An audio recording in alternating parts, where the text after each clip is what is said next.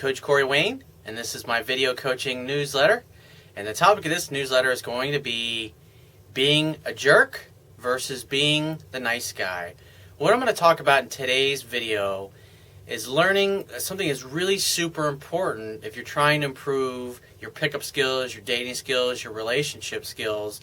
So you get to the point where you, in essence, recover from being too nice, always going along with the kind of things that women want, expressing weakness when you should be expressing strength at certain times, and basically learning to be confident, centered, and sure of yourself at all times, no matter what women throw at you. And I'm going to talk about two different situations where I've had two different clients. One's dating a girl for the first time in his life, and he's head over heels in love with her. She's in love with him. And another one is a guy who's been married for, I think it was about 9-10 years with his wife. And he's been having a lot of problems lately. And he first called me because he's thinking, hey, I'm thinking about divorce. I've got this gal that I kind of know. In other words, he's was on the verge of having an affair. And just by talking to him, I realized what was going on is he was just acting weak in certain instances with his wife, which was causing her to act emotional and upset. And since he didn't know how to deal with it and how to smooth things out, he created problems. And so this is important to understand, because at the core level, what the real issue is learning to be a man at the appropriate times. Just like I say all the time, masculine energy is about purpose, drive, mission, succeeding, accomplishing, breaking through barriers, achieving goals. Feminine energy is simply opening up to receive love. And that's why I say all the time, when you're going out on a date with a woman or you're taking your wife away for a weekend trip, is that the man is supposed to gently lead the interaction. All the woman really wants to do is show up, look really super hot, and be seduced and filled up with your love and presence emotionally, spiritually, physically, and mentally. In every way, she wants to be penetrated by your strength, not your weakness. And when a woman senses weakness, in other words, in those moments where you're not acting like a man is supposed to act, something simple as innocuous is going to a restaurant and it's busy. Instead of walking up to the hostess stand and putting your name in, you look at your date or your wife kind of like you're looking to her to tell you what to do. And you give her a choice like, gee, do you want to stay here, or do you want to go someplace else where the wait is shorter? And usually the woman will respond with something like, oh, I don't care, it's totally up to you. Why? Because she doesn't want the power. She doesn't want you putting your balls in a box and giving them back to her. She wants you to be the man. She wants to show up, look hot, and be filled up by you.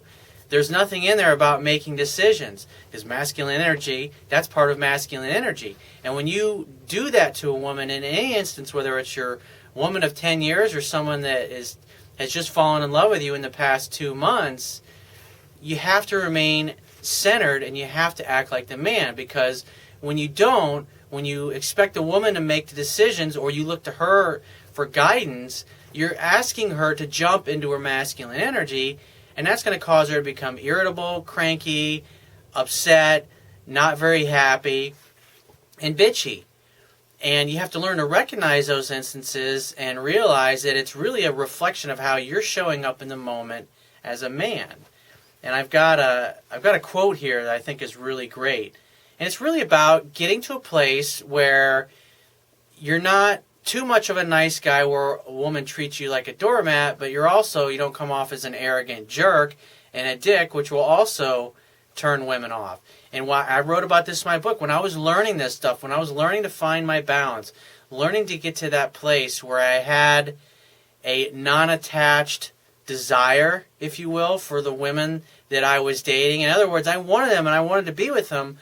But if they were offering terms that were not to my liking, or if they were asking me to go along with something that I simply did not feel I wanted to do, I was willing to walk away and lose everything that I had with this particular woman, her choosing another guy, or if it was just a casual relationship and she wanted to become serious when I didn't, I was willing to let her walk and go find someone else as opposed to chasing after her. And it's tough because sometimes I came off as being too much of a dick, and sometimes I came off as being too nice. And the key is to learn your balance as quick as possible. And that's why I say it's great, because like when you first start out practicing this stuff, you're going to mostly be attracting average kind of women, not the kind of women that just totally fucking knock your socks off. And that's a good thing, because you've got to hone your skills, so to speak, on the average women, so you can learn to go through the process of seduction with several regular women. Because at the end of the day, if you want a super high-achieving, supermodel girlfriend, but yet you feel like shit on the inside, when you meet someone that's just fucking, she's got her shit together, she's successful, she walks with a purpose, she knows what she wants in life, she has plenty of choices because she's beautiful and she's successful, she's going to look right through you, and she's going to see all of your weaknesses in your body language and the tone of your voice and your physiology. She's just going to sense your uncertainty. And when women sense uncertainty in a man, they tend to pull away and test. And so the idea is to get really good at this stuff and just date and have a great time. Because what's going to happen is once you start to get to the point, and it's like one of these guys I'm going to talk about, his first client, I coached him for about 6 to 8 months, I think it was, before, just helping him learn dating skills. And so he was pretty good at meeting and dating women. And I told him this. I said, when you meet a girl that knocks your fucking socks off, don't wait until you fuck it up. Call me when you first start dating her, and that way I can help you through the rough patches when you want to react emotionally because of all of the relationships or girls that rejected you or that didn't work out in the past. So this way you actually get this girl to fall in love with you. Because this particular guy, he's my age. And so here he is in his 40s, and it's the first time in his life he's experiencing real true love with a woman who's a lot younger than him, almost 20 years younger than him, and she's fucking crazy about him. And it's the first time he's ever got to experience it. And it's like, it's unlike anything he's ever experienced with a woman before. And that's why I say you got to get prepared. It's like, you don't go out and start competing against Tiger Woods in golf or the Williams sisters when you first pick up a tennis racket or a golf club in the case of golf. It just, you got to practice. Repetition's the mother of skill. And you got to get better. And so when you first start off, you're going to be attracting women that are at your same level of confidence and belief system in yourself. And as your confidence grows, the women that you normally start out dating, you're just, as 6 months, a year goes by, you're going to be like, I'm not really into that girl. You'll see right through them. You'll know what they have to offer just by talking to her. Her self-esteem won't be at the place where you want it to be, or whatever it happens to be. It's just the type of women that you're willing to date today. 6 months, a year from now, if you continue to work on this stuff, you won't give those kind of women the time of day because your skills will have grown, your confidence will have grown, and your ability to attract women that currently you think are totally out of your league will be like something. It'll be like breathing to you. You won't really have to think about it. When you see a fucking girl that just blows you away, you'll walk right up to her and set a date right on the spot because she's so magnificent and so awesome. You're not going to let her get out of your sight without making something happen, or at least, the very chance, put yourself out there to make something happen. So I got a quote that I want to read you. And it's like, it's important to be the rock, to be her mountain at all times. I think of women kind of like Mother Nature and kind of like the wind, how it blows around the mountain. You don't see a mountain chasing after the wind, do you? And so men acting masculine and in their center should always be the rock, should always be the mountain. Nothing a woman says or does should diminish you in any way, nor should you show that it diminishes you or bothers you in any way, because when a woman senses weakness, she's going to test. She senses a chink in your armor, she's going to dig and look for it. And this quote is, I am the force. I can clear any obstacle before me, or I can be lost in the maze. And that's from Elaine Maxwell. I love that quote. And so this first guy I want to talk about, what's something that happened to him. He's been going along great for about 2 months. And I was like, when we talked a couple weeks ago, I said, dude, she's like almost at the point where she's ready to just gush that she's head over heels in love with you. Because they've been, she's brought up being exclusive. And in her mind, she was already exclusive with him. And so one of the things that he's fearful is because he's never been at this place. He's never been this vulnerable. He's never been in a relationship with a woman he's this in love with and who is this in love with him. And like the sex is just unbelievable. And he says it's epic is the way he describes it. And I think it's awesome because when you're with somebody and you're in love, it's fucking magical. It's like nothing, every experience you've ever had up until that point, doesn't matter if you slept with 100 women, it's like nothing. It's like fucking a piece of warm meat. When you make love to a girl for the first time and she's in love with you, everything fucking changes. Nothing else. It's like driving a Lamborghini for the first time or a Ferrari. It's like any other kind of car is just a fucking car from that point forward. And so this particular guy, he's out, he's hanging home one night, and so his girlfriend, she's younger, she's in her mid-20s. And here, he's in his mid-40s, he's got a bunch of businesses, he's very successful. And so he sees this picture of this girl that he's dating with her ex-boyfriend, who's just like a total jerk. He's a total dickhead. And she went on and on about all the horrible things that this guy did.